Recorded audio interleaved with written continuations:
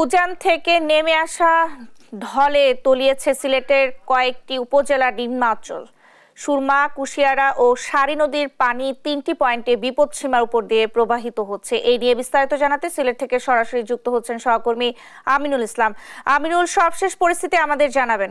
এই মুহূর্তে আসলে সিলেটের যে পরিস্থিতি, সিলেটের ৩টি উপজেলা, বিশেষ করে কোম্পানিগঞ্জ, কানাইঘাট এবং জৈন্তাপুর উপজেলা, এই ৩টি উপজেলায় কিন্তু যে বন্যা পরিস্থিতি দেখা দিয়েছে এবং বন্যা পরিস্থিতির যে সর্বশেষ অবস্থা সেটি একটু আপনাদের দেখাতে চাই। এই এলাকাটিতে কিন্তু সিলেটের নিম্নাঞ্চল বলা চলে। সিলেটের এই নিম্নাঞ্চলে যেসব বাড়িঘর রয়েছে সেসব বাড়িঘরে পানি ঢুকে পড়ায় এখানে কিন্তু আশ্রয় কেন্দ্র খোলা হয়েছে। বিশেষ করে একটু উল্লেখ করতে চাই, এখানে সারি-গোয়াইন নদী দিয়ে আসলে ভারতের যে উজান থেকে ঢলগুলো নেমে আসছে, বিশেষ করে ভারতের খাসিয়া পাহাড়ের যে ওই পারে যে প্রবল বৃষ্টি হচ্ছে, সেই বৃষ্টিপাতের পানি কিন্তু এখানে প্রবল বেগে ঢুকছে। পাশাপাশি আপনারা হয়তো দেখতে পাচ্ছেন কিছু মানুষজন যাদের বাড়িঘর পানিতে ক্ষতিগ্রস্ত, তারা এখনো উঁচু স্থানগুলোতে তারা আশ্রয় নিয়েছেন। পাশাপাশি এখানকার স্থানীয় যে সরকারি বিদ্যালয়গুলো রয়েছে এবং সরকারি বিভিন্ন প্রতিষ্ঠানে আশ্রয় কেন্দ্র খোলা হচ্ছে। প্রায় 18টির বেশি আশ্রয় কেন্দ্রে সাধারণ মানুষজনকে কিন্তু শুকনো খাবার বিতরণ করছে এখানকার স্থানীয় প্রশাসন।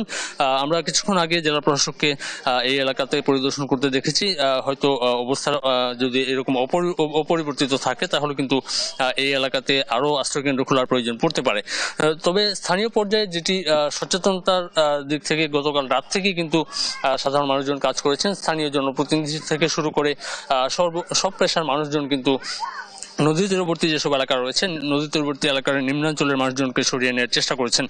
তবে এখনো পর্যন্ত বৃষ্টিপাত থেকে অব্যাহত থাকার কারণে কিছুটা ভয় রয়েছে। যদি বৃষ্টিপাত বন্ধ হয়ে যায় তাহলে কিছুটা পানি কমতে পারে বলে ধারণা করছেন এখানকার মানুষ। যদিও আসলে এখনো পর্যন্ত আবহাওয়ার যে বৈরী অবস্থা সেটি থেকে আমরা দেখতে পাচ্ছি যে ভারী বৃষ্টি হচ্ছে। ভারী বৃষ্টি হওয়ার কারণে কিন্তু এখানকার নদীগুলো, বিশেষ করে যে সীমান্ত ঘেঁষা নদীগুলো দিয়ে কিন্তু প্রবল বেগে পানি ভারত থেকে বাংলাদেশে প্রবেশ করছে।